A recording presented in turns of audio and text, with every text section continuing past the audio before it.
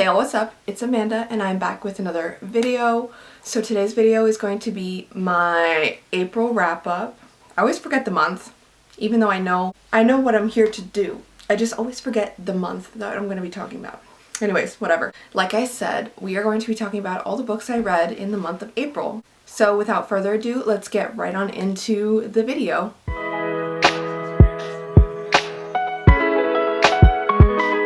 What we're gonna do is we're gonna go through statistics. Like I said in my last wrap-up video, we are going through all of my statistics for April.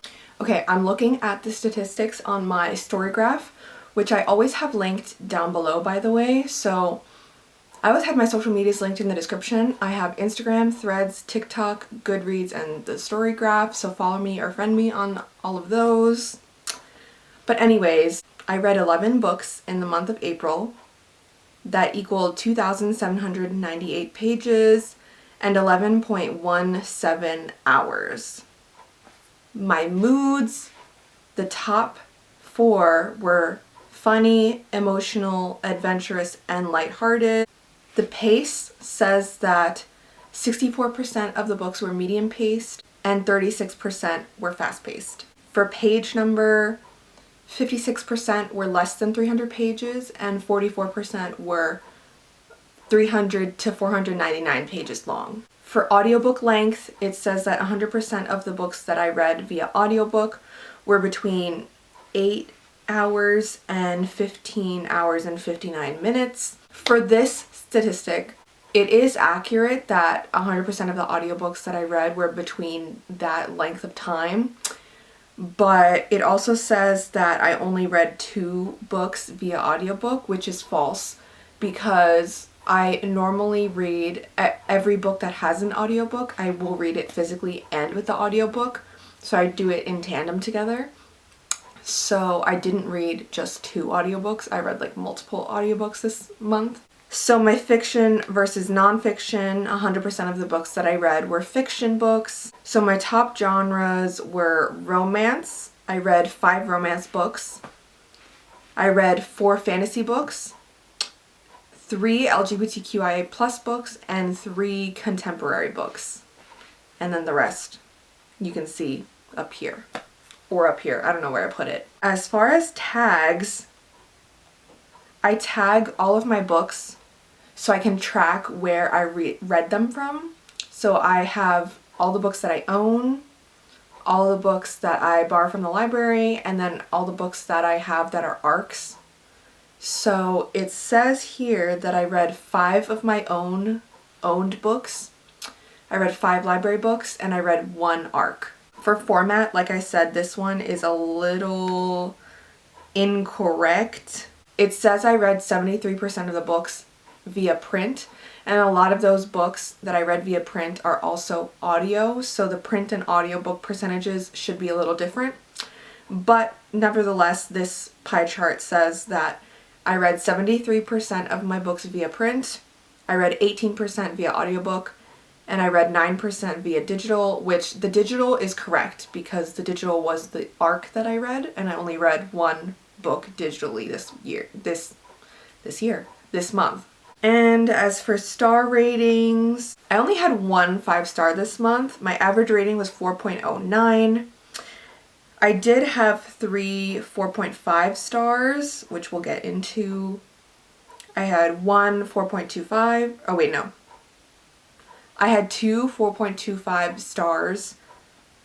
I had 2 3.75 stars, and I had 3 3.5 stars. So overall, I would say it was a good reading month, but not the best because my average rating is basically a 4. But it's not the worst, you know?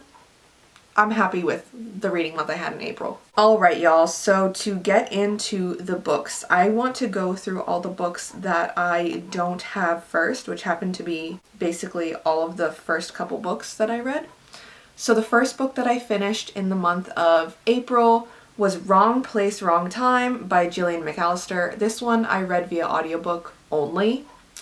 I was listening to it. It was pretty good. I enjoyed it. This one I gave a 3.75.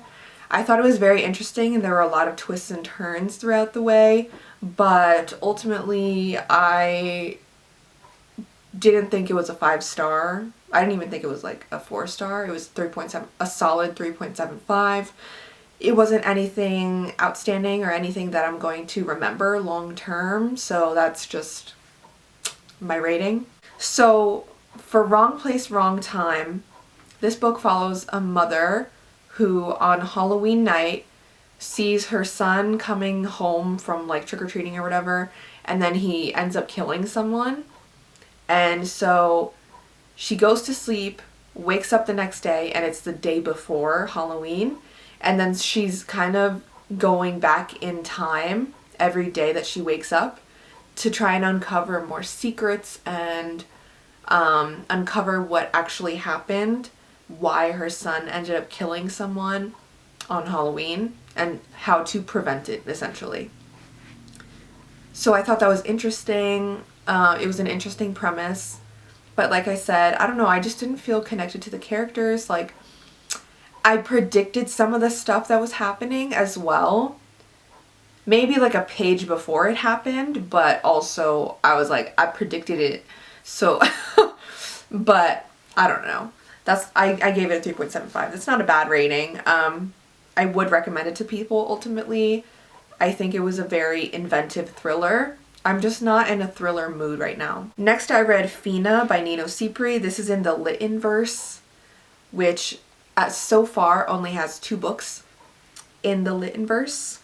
But this one was a short little novella type book, and it follows these 2 people who work at an IKEA-like store. But on their shift, a wormhole opens up to another dimension, another world, and one of the customers ends up going through it. And so these 2 main characters are sent to go after the customer, and they try and find them, and they go on these like crazy adventures. It was really fun. I had a lot of fun with this. I think Nino Cipri's writing is like so tongue-in-cheek and like so fun. So I really want to read more from them. The next book that I read was the second book in this series. It's called Defect by Nino Cipri. I gave this one a 3.5 stars. It follows another character that was mentioned in the first book. So it follows this guy that essentially he's tasked with taking control of inventory overnight and like getting rid of all of the defects. And he soon realizes that all of the defective like furniture is like sentient almost, and it like could move around on its own. And I don't know how much of like the plot you're supposed to know going into it. I didn't know anything going into it. I was just like, oh, it's the second in the series, so I'm gonna pick it up. It was very fun. Again, like I said, Nino Cipri's writing is like tongue-in-cheek and very, I just find it very engaging and very like captivating. So I loved it. But like I said, 3.5. It wasn't anything outstanding, but I did enjoy it, and I would recommend it if you like sci-fi. Next, I read That Time I Got Drunk and Saved a Human by Kimberly Lemming. This one I read solely via audiobook, and I thought this one was really fun. I gave it a 3.75. I gave the other books in the series higher ratings because I just thought that they were so novel and new concepts. But this one, I wasn't really connected to the characters as much as I wanted to, and I feel like it kind of just, it wrapped up the series very well, but it didn't add much more to the plot, because I feel like the second book, they kind of fixed everything that they were after, fixed everything that they were trying to fix. I don't know. I hope that makes sense. Would I recommend this? I would. I really like Kimberly Lemming's writing, and I want to read more books from her. I just thought that this was like kind of mid, to be honest. I just fixed the camera angle, so if anything changed, don't mind that. So the next book that I have that I read is an e-arc that I read. Thank you so much to the publishers and NetGalley for approving me to read this book, but unfortunately I'm not going to be reviewing it for you guys because it is a St. Martin's Press book. And there is a boycott going on for St. Martin's Press, in solidarity with Readers for Accountability. They support Palestinians, and their goal is to get St. Martin's Press to address the racist vitriol that one of their employees was spouting online. They were spouting a bunch of hate against like Palestinians, and they were saying all this like pro-Israel stuff. So I'm not going to be reviewing this book. I also forgot to show you, but I got the actual like soft cover of That Time I Got Drunk and Saved a Human. So I own it now, and I didn't realize, but it has a map on the inside, which is really fun. But yeah, so I own the whole series. These covers are so cute compared to the indie published versions. No offense, Kimberly Lemming, because I know she did the art for the indie published versions. Those were cute too, but I like these a little better. The next book that I have to share with y'all is A Court of Frost and Starlight by Sarah J. Maas.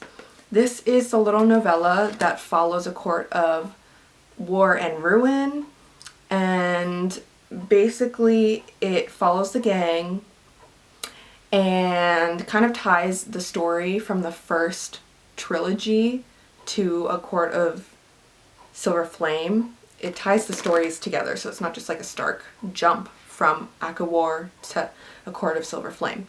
Anyways, this book, I'm not going to get into what it's about because that would be spoiling certain things, but part of it, I just want to say, I freaking knew it was going to happen, okay? I knew that that was the next step, okay? Not the political machinations and whatever, but something that happens between the main love interest and, like, I mean, they're married at this point, but, like, whatever. Yes, I knew that was going to be the next step in their relationship.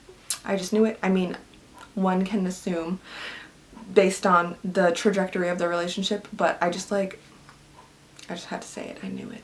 I gave this a 4.5 stars. It wasn't a 5-star, like, oh my gosh, I'm obsessed, like A Court of Mist and Fury was, but I still enjoyed this one.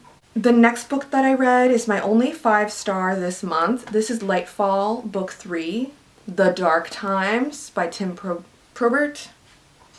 I think he's French, so I don't know how you pronounce his last name. I hope I'm saying it right.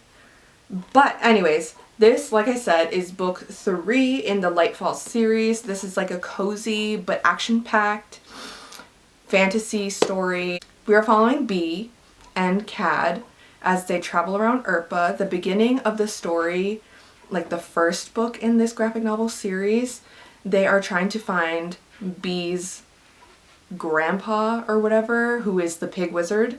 Cad is looking for the pig wizard to help him find his people. And so that's what sets them off on this whole adventure. And let me just show you some beautiful pictures, because this is all done by Tim Probert. Oh, okay. Let's find something beautiful to show you. Like, look, it's so beautiful. Don't read it, but read the book, but don't read what I'm showing you.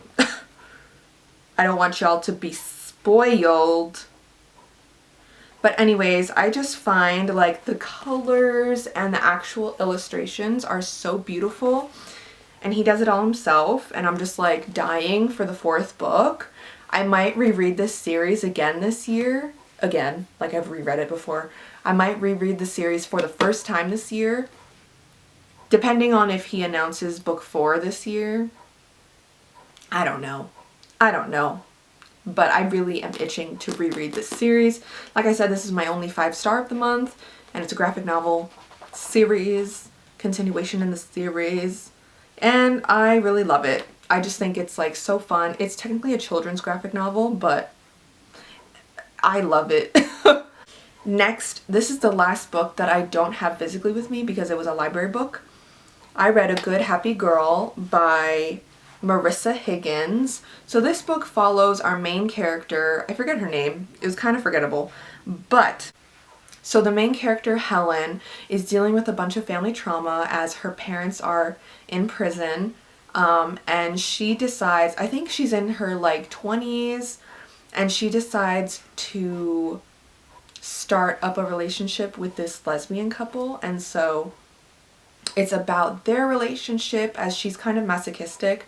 It's about her dealing with her traumas. She has a bunch of trauma, let me tell you. It was very interesting, but ultimately it was very like stream of consciousness, and there are no quotation marks as far as I remember, or like, I believe there are quotation marks, but they don't like break off. Like if you have a paragraph in the story and somebody says something during the paragraph, like it'll be in the paragraph. They won't make a separate indentation for that person's line or whatever. So it's all just like blocks of paragraph on the page. I thought it was interesting. I really liked it, but I gave it a 3.5 stars. I don't know. I just wasn't connected to the characters that much. I thought that the main character, Helen, was a little too wild for me. Some of the things that she was into, I was like, okay. Not that I thought it was like gross or anything. No. I'm just like, that is an interesting way to handle that situation, that type of thing. So yeah, I don't know. I thought it was interesting. I didn't really understand like why Helen was acting the way she was acting. I believe that's why I felt a little disconnected from her, because I wasn't like relating with her. But I still liked the storyline, and I still liked the way that the way that the story devolved. So yeah, I gave it a 3.5. If you like a chaotic, messy girl in her 20s, this is the book for you. Next, I read Out on a Limb by Hannah Bonham Young. This is my last Hannah Bonham Young that I had to read, because I believe she only has like 3 books out and then a novella. This book is about Win and Bo. They meet on Halloween. Win is dressed up as a pirate because she has a small hand, like a small deformed hand, and she uses, what does she do? She wears the pirate costume so she can have a hook as a hand, and she's like, ah ha ha, it's a joke, whatever. And then Bo, we find out later, is an amputee. He doesn't have his, I believe it's his left leg from his knee down, so he wears like a peg leg, and he dresses as a pirate as well. And so they meet on Halloween. They're like, oh my gosh, you're a pirate. And they start talking. Then they end up having a one-night stand. And it means more to Win than she anticipated it meaning for her. But they keep it casual and go their separate ways. So she ends up getting pregnant, and she knows it's Bo's because that was like the only time she's been intimate with someone in the recent past. So she contacts Bo, and she tells him that she's keeping the baby, and he decides to support her, and like they eventually move in together and all this stuff. He's surprisingly very excited to be having a child. So they embark on this journey. It's mostly set during her pregnancy, so you don't get to actually see like the baby, but they fall in love, obviously. It's a romance. And I just thought, I love Hannah Bonham Young's writing.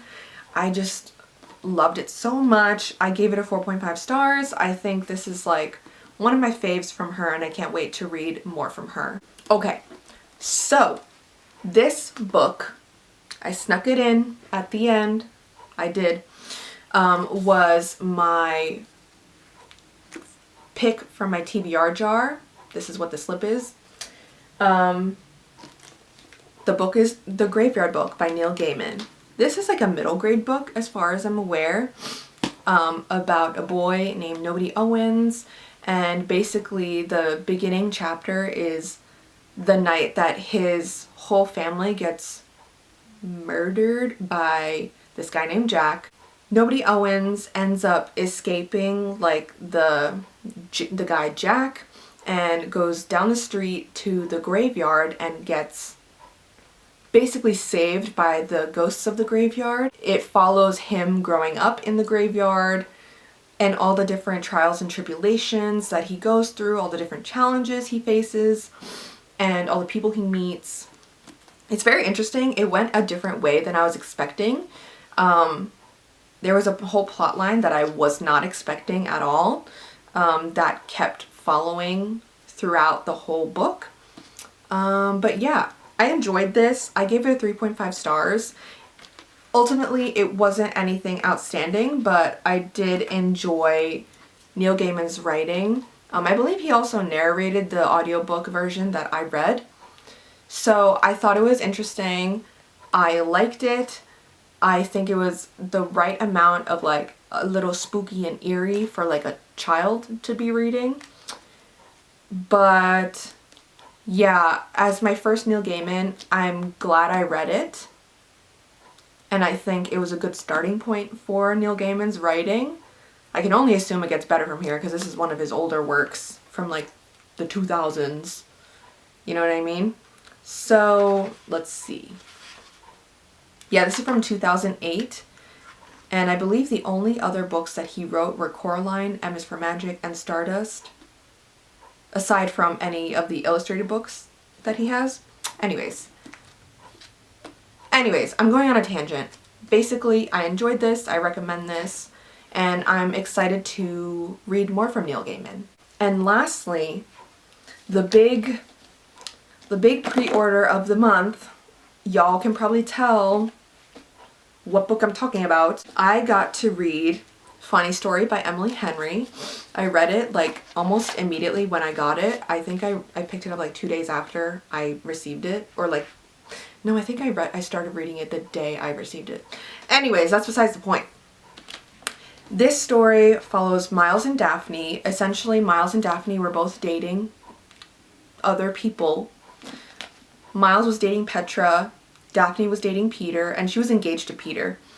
And then basically Peter goes on his bachelor party trip, or night, or whatever, and, oh yeah, Peter and Petra are best friends, like childhood best friends, whatever, so that's how they all know each other. Petra joins the bachelor party and professes her love to Peter, and then Peter breaks off the engagement with Daphne, and it's like, okay, see ya, you have to move out now. Good luck on your own. And he essentially is hanging out with Petra, and he's like, oh my gosh, Peter and Petra, so cute. So since Daphne was living with Peter and now she has nowhere to go, she moves in with Miles, and they're both like down because like obviously their longtime partners just dumped them for each other. So Daphne and Miles get drunk one night, and they received Peter and Petra's wedding invitation in the mail like a day before. So they get drunk one night and they RSVP. And then Peter calls Daphne and he's like, I understand if you don't want to go, like you don't have to go. You don't have to lie about it. I know you're all sad and alone. You don't have to come. I don't, like, he basically says like, I don't want you there if you're gonna be sad and alone. And she's like, oh, I'm not going alone. And he's like, what do you mean? She's like, oh, my date is invited. And then he's like, he does the math. He's like, you're dating Miles. And so they start fake dating, Daphne and Miles. And it just like devolves from there. I really enjoyed this book. I thought it was so fun. Daphne is a children's librarian, and Miles, you find out what Miles does. That's not really important. But it's very much a book about finding yourself after a long-term relationship. Like, Daphne formed her whole identity around her relationship with Peter, and so she's kind of rediscovering herself in her 30s when all of this is happening, like the breakup and like it's mostly the breakup. But anyways, it's just so interesting because I've never read a story where the main character is trying to find friends and find community. I feel like most of the time when we jump into a story, the main character already has a community that they've built.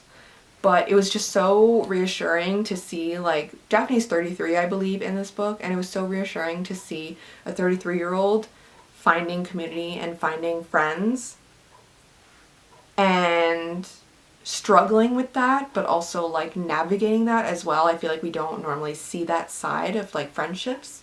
Making friendships are kind of hard. So I just really love this book. It doesn't beat Book Lovers for me. My Emily Henry ranking right now is Book Lovers, Funny Story, Beach Read, and then Happy Place and People We Meet on Vacation are kind of tied for the worst. Sorry, but I'm not sorry. Anyways, this book, it means a lot to me. I think I'm going to definitely reread it, and I think it's going to hit harder the second time around. I don't think it's going to hit as hard as Book Lovers, because Book Lovers had me like it gave me like a visceral reaction. But yeah, and the spine is so pretty. I don't know, whatever. I love Emily Henry, and I thought this book was so fun. I don't know if I mentioned this, but I gave Funny Story a 4.5 stars. I think, yeah, it's definitely my second favorite Emily Henry. But anyways, here are some of the books that I read this month in April. I think I had a really good reading month. I read 11 books, which is like a lot for me. I did read some shorter books. I also did read some average length books. So yeah, I don't know. I didn't read any super long books this month. But yeah, I think overall it was a fun reading month. Thank you guys so much for watching. If you enjoyed this video, please like it and subscribe to my channel. I always love to see your comments as well, so please comment down below your favorite book that you read in the month of April. I am looking for book recs, and I also am just nosy and I want to know what other people are rating. And yeah, if you have nothing else to say, comment the blue heart and the purple heart for Emily Henry's Funny Story, because it's kind of like a mix of those two colors. It's like a bluish purple. And I'll see y'all in the next one. Bye.